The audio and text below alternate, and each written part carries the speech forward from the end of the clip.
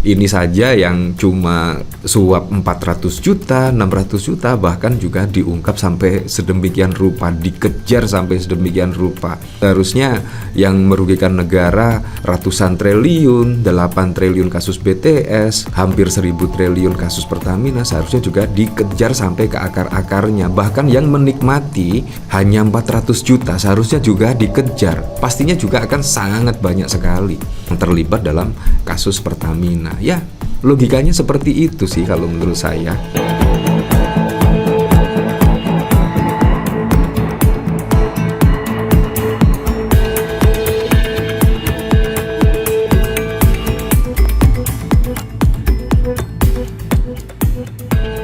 Ini ada pemberitaan yang cukup mengejutkan sekali ya.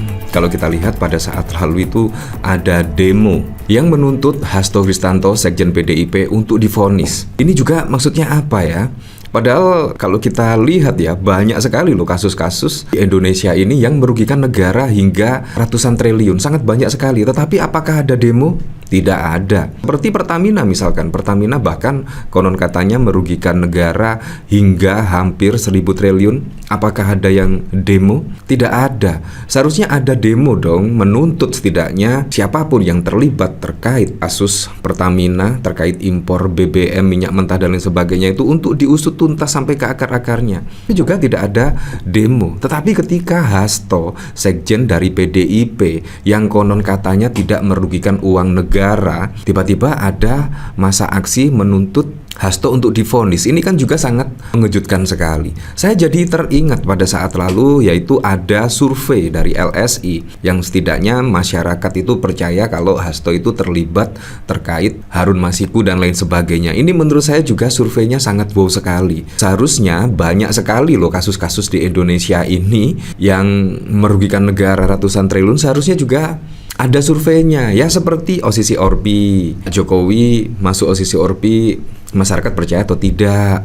Bahkan banyak sekali yang harus disurvei ya selain Hasto Kristanto. Tapi kenapa Hasto Kristanto ini yang ada survei, bahkan masyarakat itu percaya Hasto terlibat terkait Harun Masiku dan lain sebagainya, padahal konon katanya tidak ada kerugian negara dan lain sebagainya. Tetapi kok ada hasil rilisan survei, padahal masih banyak loh yang perlu disurvei ya. Setidaknya apakah kebijakan Pak Prabowo dirasakan manfaatnya oleh masyarakat, itu juga butuh disurvei. Dan masih banyak lagi ya, seperti Pak Jokowi misalkan pada saat lalu melanggar konstitusi atau tidak, itu juga perlu disurvei.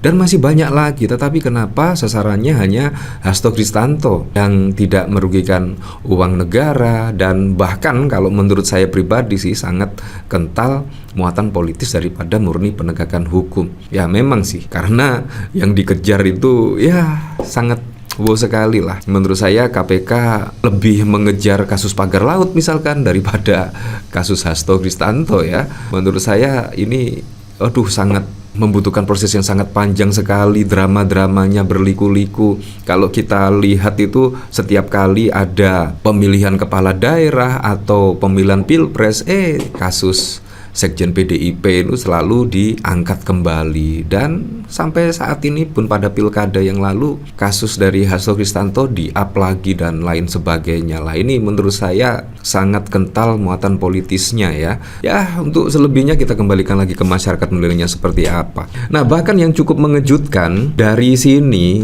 hari ini ada demo yang menuntut Pak Hasto divonis. Kami mendapatkan informasi bahwa masa demo dibayar 40.000 hingga 45.000 per orang dengan instruksi memakai jaket alma mater atau non alma mater, kata Roni. Nah jadinya ya terungkap lah, ternyata bayaran.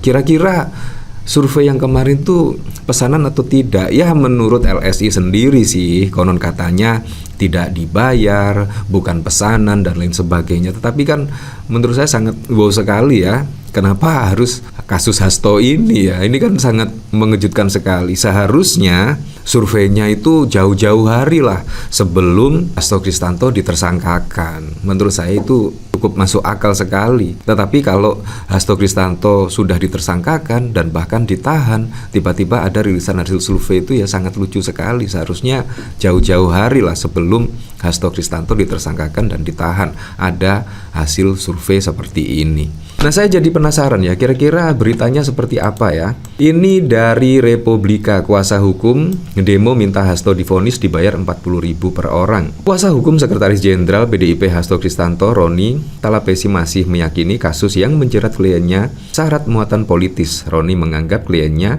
diserang karena posisinya di PDIP. Hal itu dikatakan Roni setelah Majelis Hakim Pengadilan Negeri Jakarta Pusat PN Jakpus menolak eksepsi atau nota keberatan yang diajukan tim hukum Hasto. Dengan demikian, hakim memutuskan melanjutkan proses persidangan. Kalau semuanya ya diungkap ke akar-akarnya, ya seperti halnya kasus impor BBM yang konon katanya merugikan negara itu hampir 1.000 triliun. Bayangkan, yang menjadi tersangka itu hanya bisa dihitung jari lah. Kalau misalkan 900 triliun dibagi orang seperti itu, wah saya rasa tidak mungkin lah. Pastinya juga ada aktor intelektual, dan kemungkinan kalau misalkan kejaksaan mengusut tuntas kasus ini, artinya akan melibatkan ratusan orang lah. Tidak mungkin hanya berhenti sampai segelintir orang saja. Sangat tidak mungkin sekali, karena kasus di Pertamina merugikan negara hampir 1.000 triliun. Kalau diungkap ke akar-akarnya, pasti juga akan sangat banyak sekali yang terlibat. Ini menurut saya juga kejaksaan harus mengungkap sedetil-detilnya, mengungkap sampai ke akar-akarnya. Bahkan kalau kita lihat Hasto Kristanto saja sampai diungkap sedetil-detilnya ya seperti halnya misalkan kasus BTS pada saat lalu merugikan 8 triliun. Masa sih tersangkanya hanya beberapa orang? Pastinya juga kalau ditelusuri akan melibatkan sangat banyak sekali. Kalau menurut saya pribadi sih, ini saja yang cuma suap 400 juta, 600 juta, bahkan juga diungkap sampai sedemikian rupa, dikejar sampai sedemikian rupa. Seharusnya yang merugikan negara ratusan triliun, 8 triliun kasus BTS, hampir 1.000 triliun kasus Pertamina, seharusnya juga dikejar sampai ke akar-akarnya. Bahkan yang menikmati hanya 400 juta, seharusnya juga dikejar. Pastinya juga akan sangat banyak sekali yang terlibat dalam kasus Pertamina. Ya, logikanya seperti itu sih kalau menurut saya. Hasto saja sampai dikejar-kejar seperti ini ya. Ini kan sangat bau sekali. Roni menyinggung adanya indikasi kuat politisasi kasus ini. Salah satunya melalui aksi unjuk rasa di depan PN Jakpus saat sidang Hasto digelar. Hari ini ada demo yang menuntut Pak Hasto divonis. Kami mendapatkan informasi bahwa masa demo dibayar 40.000 hingga 45.000 per orang, dengan instruksi memakai jaket alma mater atau non alma mater, kata Roni pada 11 April. Roni menuding demo bayaran itu seolah membuktikan arahan menjatuhkan Hasto. Ini bukti nyata ada pihak tertentu yang sengaja menggerakkan massa untuk menjatuhkan Pak Hasto. Kasus ini jelas bermuatan politik. Roni menjelaskan kasus ini merupakan pengulangan dari perkara yang telah inkrah pada 2020. Saat itu tuduhan terkait uang dari Harun Masiku pun sudah diperiksa di persidangan sebelumnya. Ini jelas upaya daur ulang perkara tanpa dasar hukum baru, ujarnya. Roni juga membantah tuduhan obstruction of justice yang diselamatkan kepada kliennya, sebab ponsel Kusnadi sudah disita penyidik sejak 10 Juni. Ya, seperti itulah. Jadi memang sangat bau sekali ya. Apalagi kalau kita lihat dari survei pada saat lalu, di tengah KPK pada saat lalu menunda persidangan karena belum siap, tiba-tiba ada hasil survei 77% publik yang tahu kasus Harun Masiku percaya Hasto terlibat. Ini kan sangat wow sekali ya, sangat wow sekali. Ada apa semua ini ya?